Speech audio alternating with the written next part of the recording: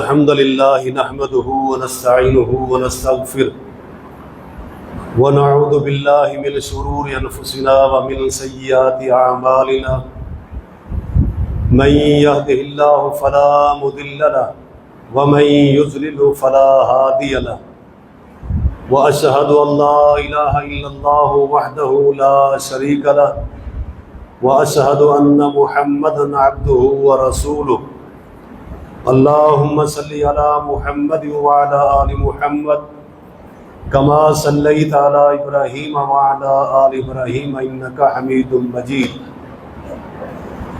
اللهم بارك على محمد وعلى آل محمد كما باركت على إبراهيم وعلى آل إبراهيم إنك حميد مجيد أما بعد فأعوذ بالله السميع العليم من الشيطان الرجيم من حمده ونفخه ونفثه بسم الله الرحمن الرحيم إن الدين عند الله الإسلام وما اختلف الذين أوتوا الكتاب إلا من بعد ما جاءهم العلم بغيا بينهم ومن يكفر بآيات الله فإن الله سريع الحساب.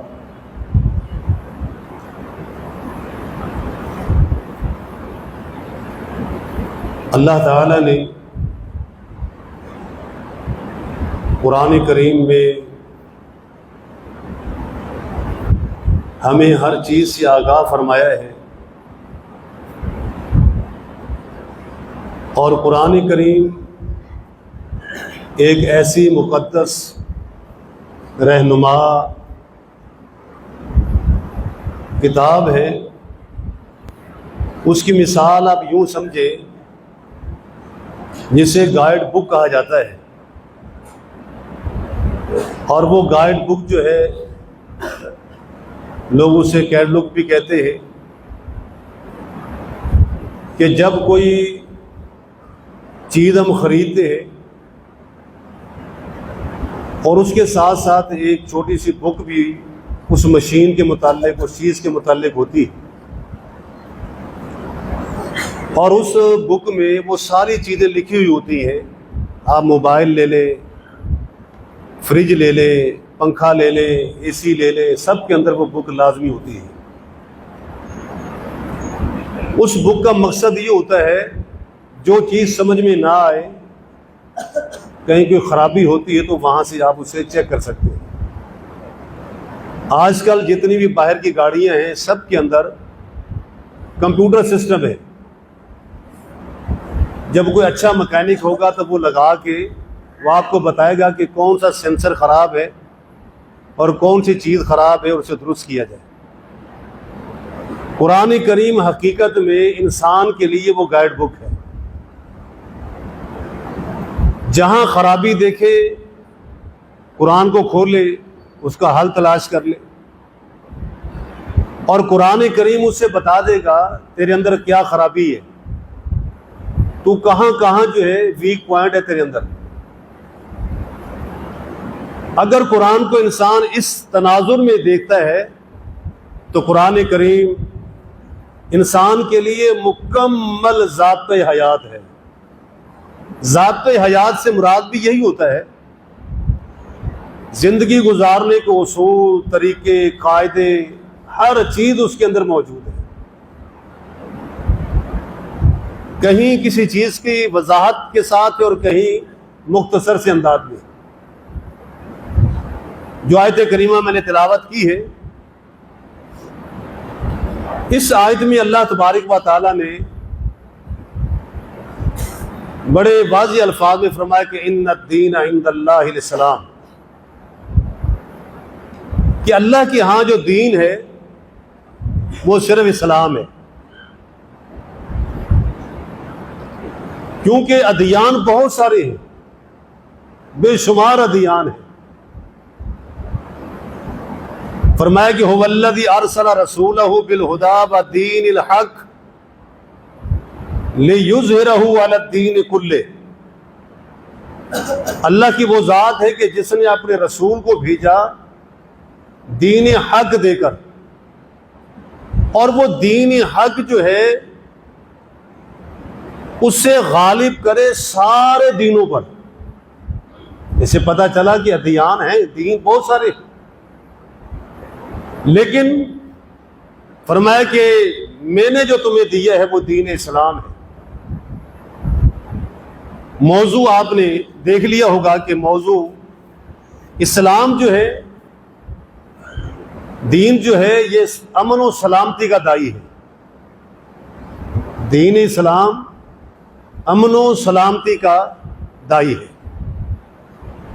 امن اور سلامتی یہ دو لفظ ایسے ہیں، جب انسان کے ذہن میں آتا ہے تو اس کے پیچھے ایک بہت بڑا منظر نظر آتا ہے. ہم نے پہلے اس منظر کو دیکھنا ہے کہ وہ کیوں ہوا. ڈاکٹر جو ہے وہ پہلے بیماری کی تشخیص کرتا ہے کہ بندہ بیمار کیوں ہوا. کوئی چیز کھائی ہے، کوئی زہریلی چیز تھی. جب بیماری کی تشخیص ہو جائے گی علاج آسان ہو جائے گا، اور جب بیماری کا پتہ نہیں چلے گا تو پھر ڈاکٹر دوائیوں سے تجربے کرتا رہے گا. کبھی کوئی دوائی دے گا، کبھی کوئی دوائی دے گا. تو یہ لازمی حصہ ہوتا ہے کہ ان محرکات کو دیکھا جائے، ان اسباب کو دیکھا جائے، ان علتوں اور وجہوں کو دیکھا جائے جس کی بنا پر بد امنی ہوتی ہو اور سلامتی کو خطرات لاحق ہوتے ہو. جب وہ چیز ہم دیکھ لیں گے تو پھر ہمیں سمجھنے میں یہ آسانی ہوگی کہ دین اسلام جو ہے وہ ہمیں کیا تعلیم دیتا ہے.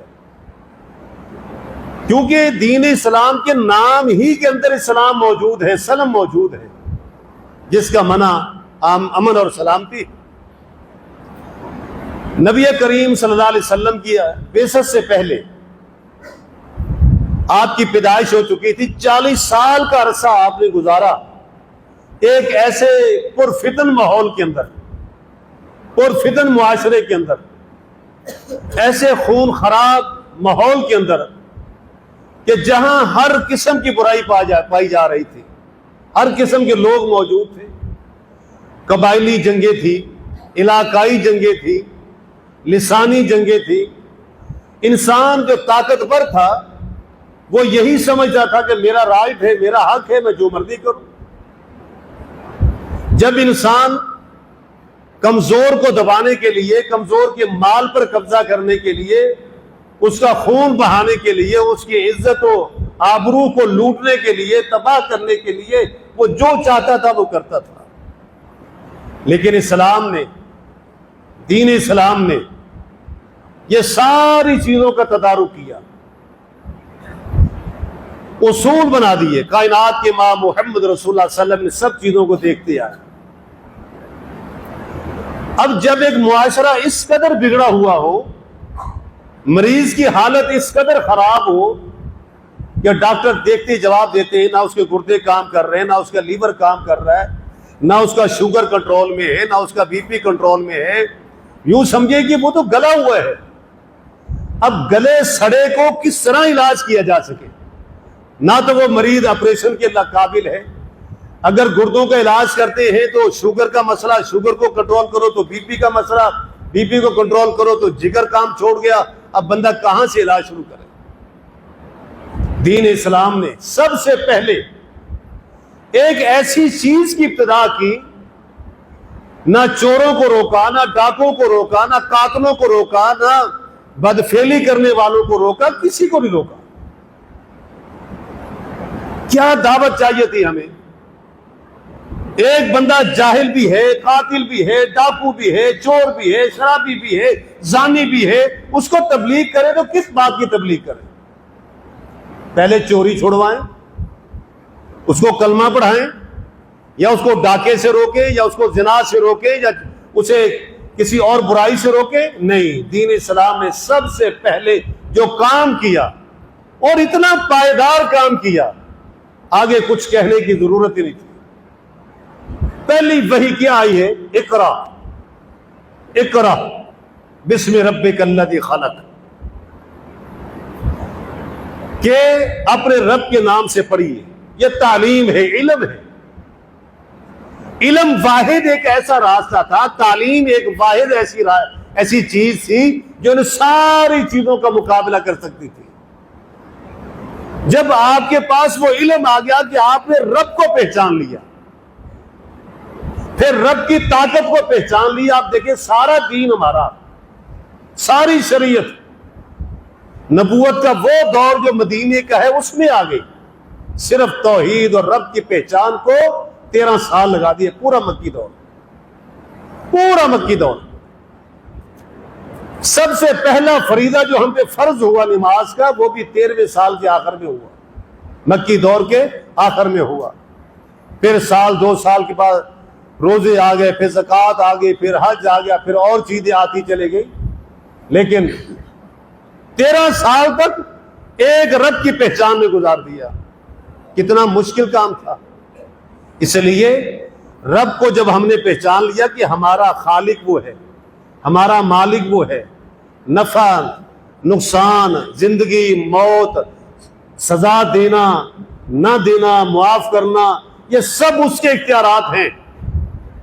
اور جب انسان نے اس کی طاقت، اس کی عظمت، اس کی ہیبت، اس کے اختیارات کو پڑھ لیا اور رب کو پہچان لیا، پھر رب کے ہر حکم کی نافرمانی کرتے ہوئے بندہ سوچتا ہے کہ میں کروں کہ نہ کروں، پھر اسے جہنم بھی یاد آتی ہے، اللہ کا عذاب بھی یاد آئے گا، اللہ کی پکڑ بھی یاد آئے گی، اللہ کی ہیبت بھی یاد آئے گی، اللہ کے اختیارات بھی یاد آئیں گے، بندہ کہے گا کہ نہیں میں یہ کام نہیں کرتا۔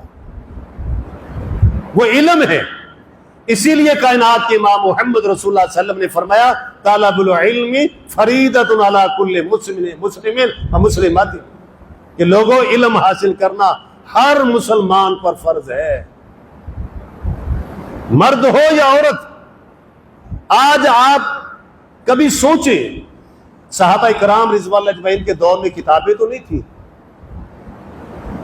نہ یہ موبائل سسٹم تھا کہ چلو موبائل میں ڈاؤن لوڈ کر لیا، یا یہ کتابی شکل قرآن کریم کی تھی، یا حدیث کی کتابی شکل تھی، کچھ نہیں تھا۔ علم کیسے حاصل کیا؟ اللہ کے رسول نے جمعہ پڑھایا، یاد کر لیا۔ آپ اندازہ کریں، اللہ کے نبی نے جمعہ پڑھایا، صحابہ کو یاد ہو گیا۔ اللہ کے نبی نے درس دیا، صحابہ کو یاد ہو گیا۔ آپ نے کوئی بیان کیا، صحابہ نے یاد کر لیا۔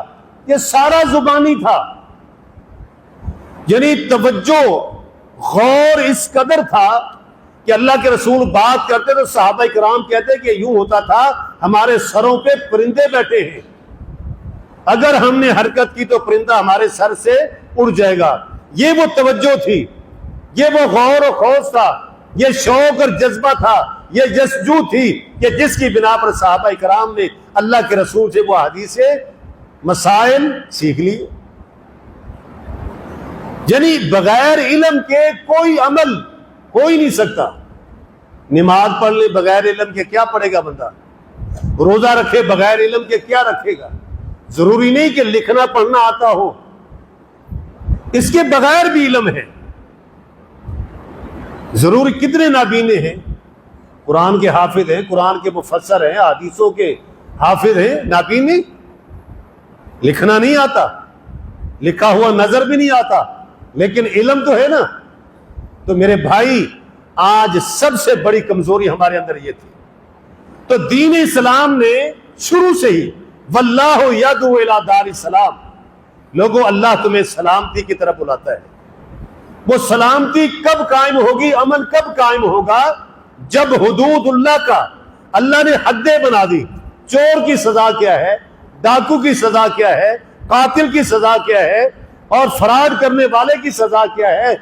اللہ تعالیٰ نے تمام عبادات میں اس امن اور سلامتی کو جز بنا دیا۔ نبی علیہ الصلوۃ والسلام کے دور میں ایک چھوٹی سی بچی ہے جس کے گلے میں سونے کا ہار تھا، سونے کا ہار۔ چور اس نے دیکھا بچی معصوم ہے، لہذا اس کے گلے سے ہار نکال لو۔ اس نے ہار نکال لیا۔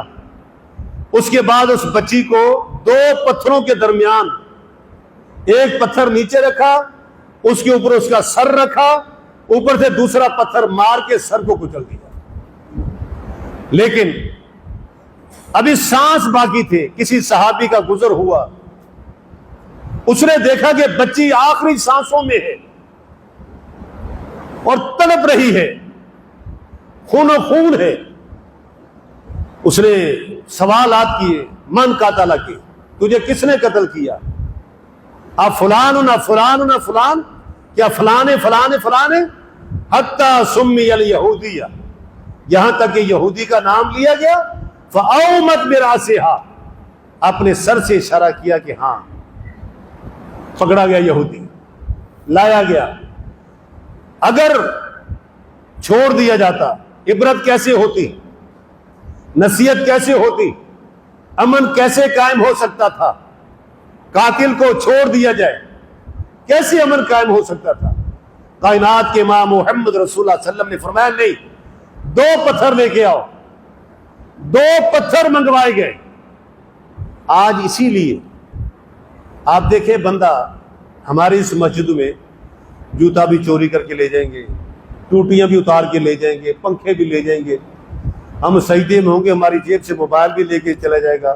جو جہاں چاہے چوری کر کے لے، اس کو پتہ ہے پولیس پکڑے گی، پیسے دوں گا چھوڑ دوں گا، آدھا آدھا کر لیں گے. یہ کام سعودیہ میں کر کے دکھائے، چور پکڑا جائے پھر وہ چھوڑتے ہی. یہ ہے وہ امن و سلامتی کا اصل محور. امن کب قائم ہوگا؟ جب حدود اللہ قائم کریں گے. اللہ نے حدیں بنا دی.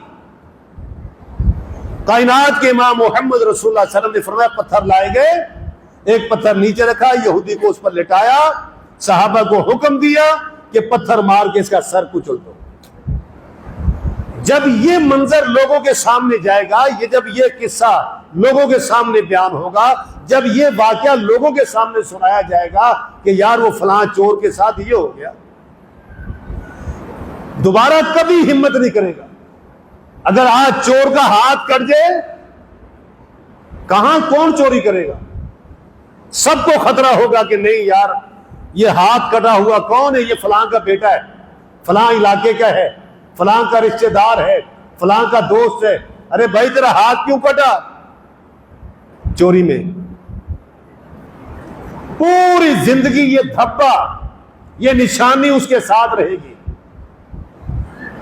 اللہ تبارک و تعالی نے جو ہمیں دین دیا ہے، یہ دین ہمیں یہ سکھاتا ہے. دین ہر پہلو پہ ہمیں امن اور سلامتی کا درس دیتا ہے.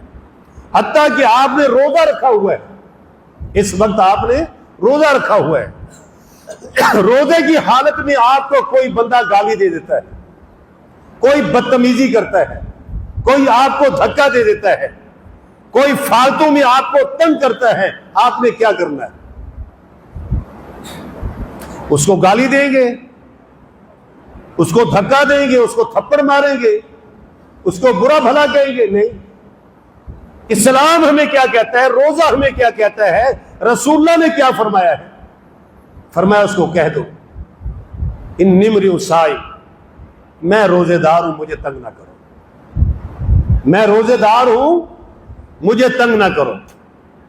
اور پھر اس کی آگے وہ چیزیں جس سے یہ خرابیاں پیدا ہو سکتی ہیں، جس سے امن تباہ ہو سکتا ہے، جس سے سلامتی تباہ ہو سکتی ہے، آپ نے کیا فرمایا؟ لیس للہ حاجۃ، اللہ کو ایسے بندے کی ضرورت نہیں ہے، ایسے روزے دار کے روزے کی ضرورت نہیں ہے. کیسا روزے دار؟ من لم یدع قول الزور، جھوٹ بولنا، غیبت کرنا، چغلی کرنا، فراڈ کرنا، دھوکہ کرنا، یہ ساری چیزیں روزہ ہمیں بتا رہا ہے.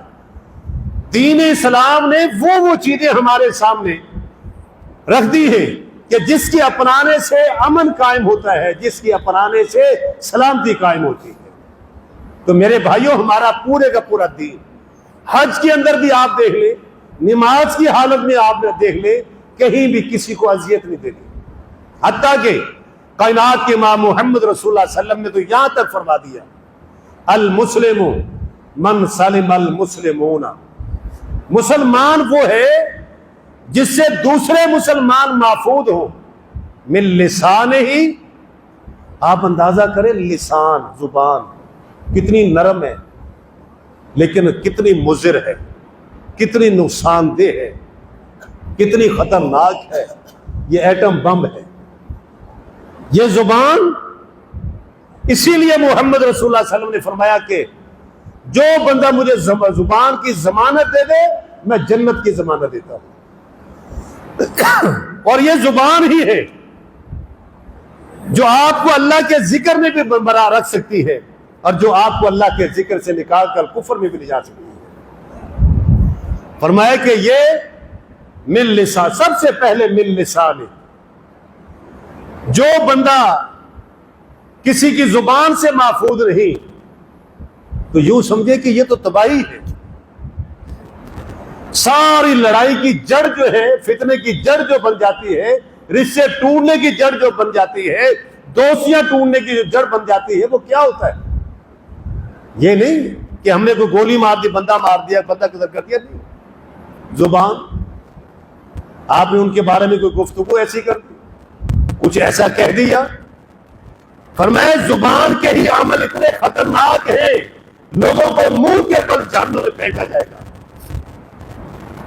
اور فرمایا دوسرا من یدہ ہی، ہاتھ سے نقصان پہنچتا ہے، قلم کے ذریعے سے پہنچائے، مار کے ذریعے سے پہنچائے۔ المسلم من سلم المسلمون من لسانہ و یدہ، یعنی نقصان پہنچانے کے یہ دو ذریعے تھے جن کو دونوں کو بیان کر دیا گیا۔ صرف اتنا ہی نہیں، المسلم من سلمہ الناس، مسلمان وہ ہے جس سے ہر انسان محفوظ ہو جائے۔ اسی طرح پڑوسی کے بارے میں حقوق دیے کہ جس بندے کا پڑوسی سے راضی نہیں ہے، وہ سے محفوظ نہیں ہے، ایسے بندے کا ایمان کس بات کا ایمان ہے؟ اسلام نے اس قدر دے دیا ہمیں، یہ پورا چیپٹر دے دیا، پوری چیزیں بیان کر کے دے دی۔ آج دیکھیں بد امنی کے وہ اسباب جو پہلے تھے رسول اللہ صلی اللہ علیہ وسلم کے نبوت سے پہلے کے واقعات تھے، لوگوں کی زمینوں پہ قبضے، مال پہ قبضے، مار دھاڑ، چوریاں، وہ ساری چیزیں آج اس دور میں پائی جاتی ہیں۔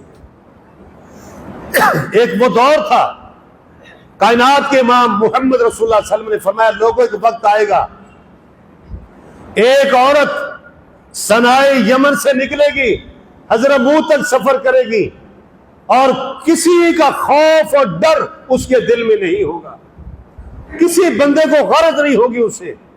آج ایک بندہ تھوڑے سے پیسے لے کر یہاں سے صدر کا سفر کرے، سراب کوٹ تک بھی جائے، بیچارہ ڈرتا ہے۔ کتنا خوف ہے چور کا، ڈاکو کا، چھیننے والوں کا، موبائل، کس قدر بد امنی ہو گئی ہے۔ بندہ گھر سے نکلا فروٹ لینے کے لیے، پتہ چلا راستے میں لٹ گیا بیچارہ، اور فروٹ دینے والا بھی لوٹ رہا ہے، وہ تول میں ڈنڈی مار رہا ہے، گندا مال ڈال کر ڈنڈی مار رہا ہے۔ تو یہ اسلام نہیں ہے۔ اسلام نے جو دعوت دی تھی اس سے یہ لوگ نکل چکے ہیں۔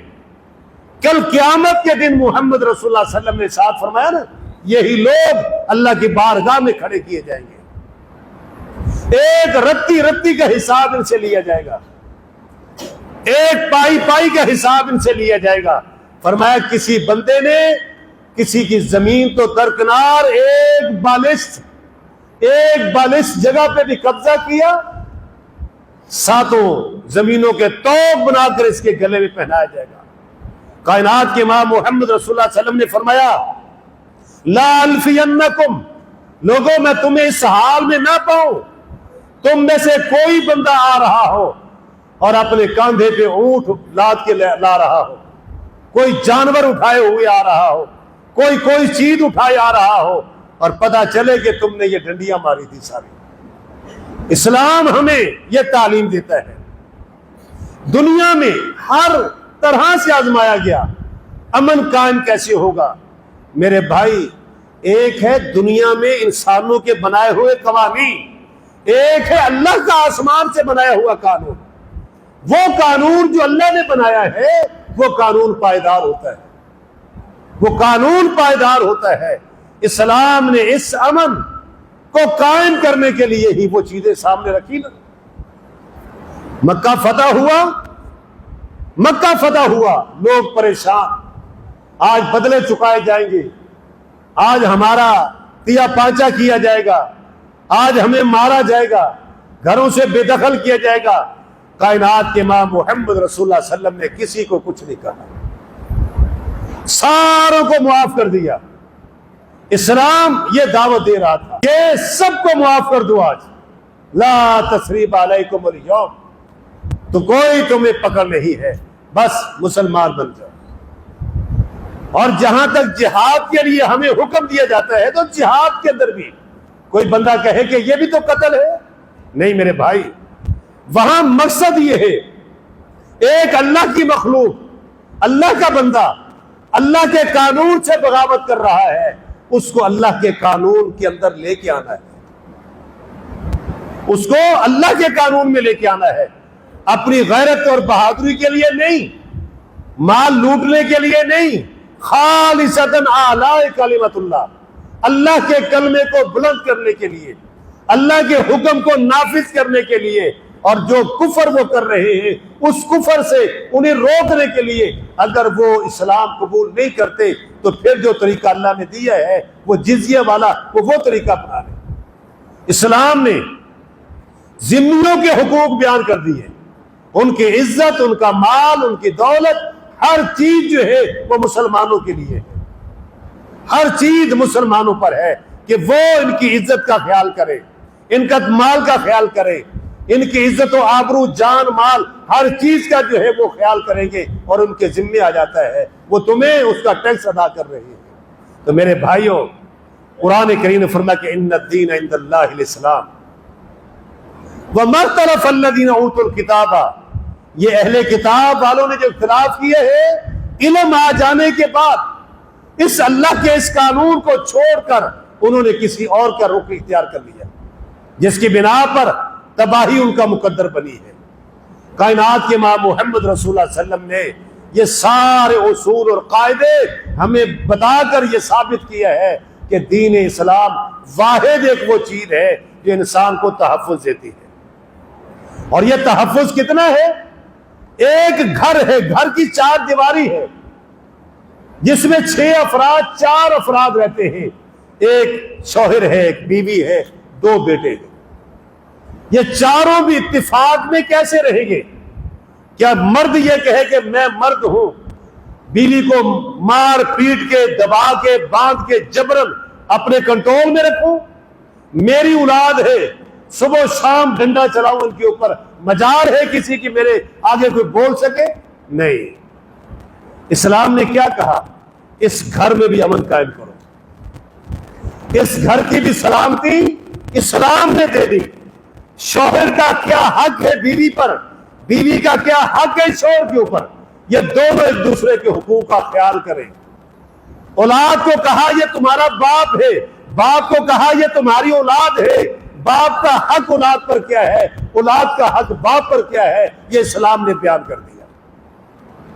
جب میاں اپنا حق ادا کرے، بیوی اپنا حق ادا کرے تو لڑائی ہوگی، وہ اپنے حد میں رہے یا اپنی حد میں رہے، بیٹا بیٹا بن کے رہے، باپ باپ بن کے رہے، کبھی بھی اختلاف نہیں ہو سکتا۔ جس طرح آج ہم دنیا میں دیکھتے ہیں، دنیا کا جو نظام ہے، ایک افسر ہے، باقی لوگ اس کے ماتحت ہیں، ہر ایک کا کام تقسیم کیا ہوا ہے۔ اللہ تعالیٰ نے یہ نظام دے دیا ہے، بڑے کا ادب، چھوٹے کے ساتھ شفقت، اور اسی چیز کو عام کرنے کے لیے چھوٹے کو کیا کہا ہے کہ بڑے کا ادب کرنا ہے، بڑے کو کیا حکم دیا؟ چھوٹے کے ساتھ پیار اور شفقت سے پیش آنا ہے۔ جب آپ اس طرح کا معاشرہ بناؤ گے، امن اور سلامتی قائم ہوگی۔ اور جب یہ بدتمیزیوں میں آ جائے گا، جب یہ بد اخلاقیوں میں آ جائے گا، تو پھر امن قائم نہیں رہ سکتا۔ 2 بھائی بھی لڑ پڑیں گے، باپ اور بیٹا بھی لڑ پڑیں گے، میاں اور بیوی بھی لڑ پڑیں گے۔ جہاں اسلام کی تعلیم کا فقدان ہے وہاں خرابیاں ہیں، وہاں خرابیاں ہیں۔ شوہر اپنے آپ کو یوں سمجھتا ہے کہ میں اس گھر کا مالک ہوں، میں جو چاہوں کروں۔ اسلام نے باقاعدہ حدود بنا دی ہیں۔ تو میرے بھائی